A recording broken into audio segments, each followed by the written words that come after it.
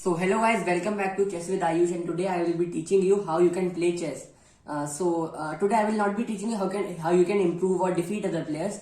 I will just be teaching you the basics of chess, how the pieces moves and what are the legal moves you can make in a chess game. So first of all, this is a chess board. You can see it has 64 squares, black and white, and there are two teams. One is white, one is black. Both have 16 pieces each, 16 white pieces and 16 black, so 32 pieces in total. So first of all, these are called pawns. Both teams have 8 pawns each. They are in front of the major pieces which are in the last row. So they are in front. They kind of give protection to the major pieces, and they are not very powerful because they cannot actually move really far. So they are in the front. So we usually start with these pieces because after them only the back pieces can develop. So I will teach you how they move. So for example, in the first move only they can move for 2 squares, but once they have moved 1 or 2 squares in the first move, in the next move they cannot move 2 squares. So after the first move they have made, they can move only 1 square. So for example, if in the first move I move this, he also moves this pawn to 2 squares, then I cannot move again it 2 squares. So only for first, but not in the first move only. The first move of this pawn, like I can move this twice, this twice, this twice, but not after once I have moved them. So this is the way pawns move, and actually the first move of the game is played by white. So you have a little bit of edge if you are white. So for example, I play the first move, the black play the first move, and then I will tell you how these pawns capture. So as you now know that they move front for 2 squares or 1 square, but they capture diagonally. So for example, now it's the move of so first I have made this move, he has made this move, I make this move, he makes this move. So now I will capture diagonally. For example, in the first move I thought he moved this, so I cannot take it in the front. We can only capture diagonally. So if he had made this move, I can only capture it this way. And there's one more rule. For example, if this pawn somehow survives and reaches to the end with the help of any support of any piece, and all the pieces are, for example, gone from here, and it somehow reaches till the end. So then we have our choice that we can promote it to any major pieces we want. So we can promote it to the knight, to the rook. We can make another queen. So these are the moves a pawn can make. But we cannot promote it to a king because there is only one king, and also your main reason to play this game is that you have to checkmate the other king. So what does checkmate means? Checkmate means that it is a situation in which the opponent's king has no legal move. For example, in a game, this kind of situation comes where my queen is here and the king cannot move anywhere. So it's a checkmate. So now I will tell you so now we have covered the pawns. So now I will tell you the moves of other pieces also. So this is a rook. The rook can only move straight in both the directions. So it can move straight this way, horizontal and vertically. And he captures the same way. And then it is a knight. It is the most tricky piece, I believe, in the game. It is the only piece that moves this way.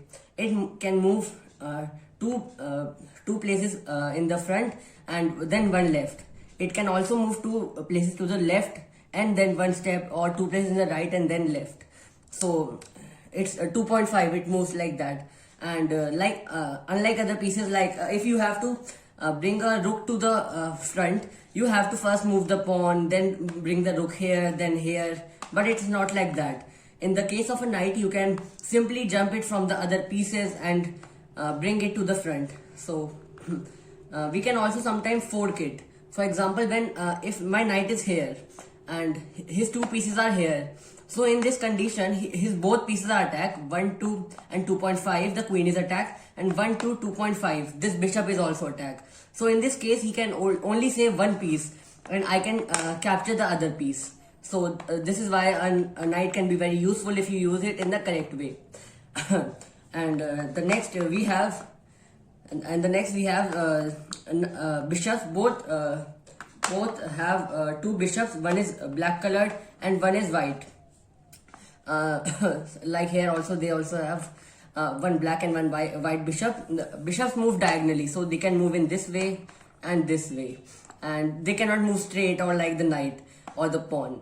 They only move diagonally. They can move as many squares as they want in the diagonal direction. They also capture the same way. These are also very important pieces. After this, we have the king.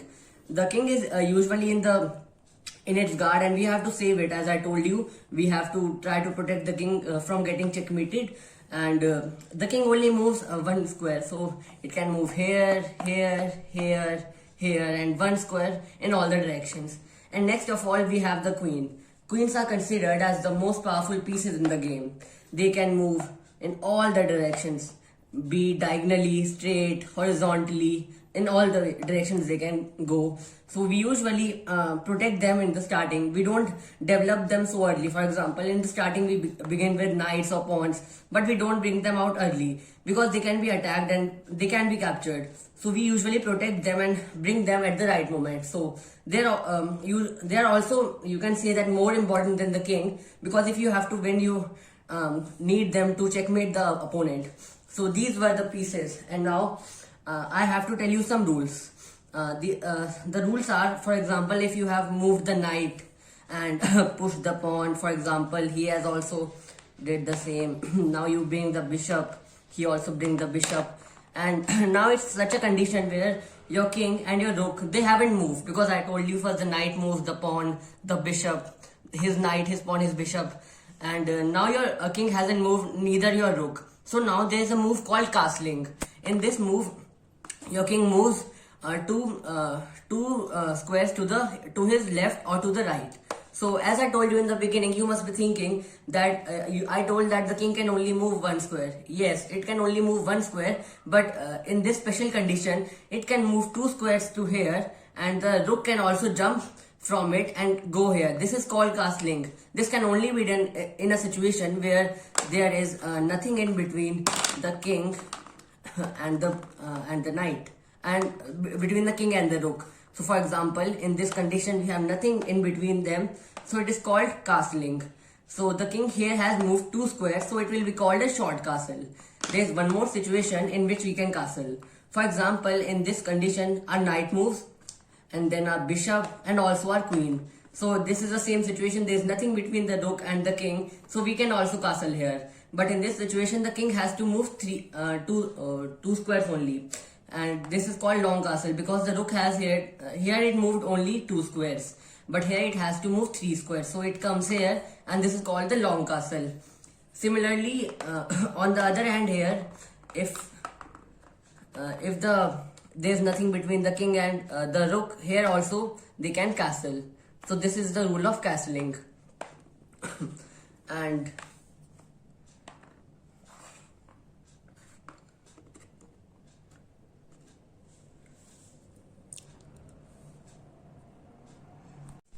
so guys, now we know that how the pieces work.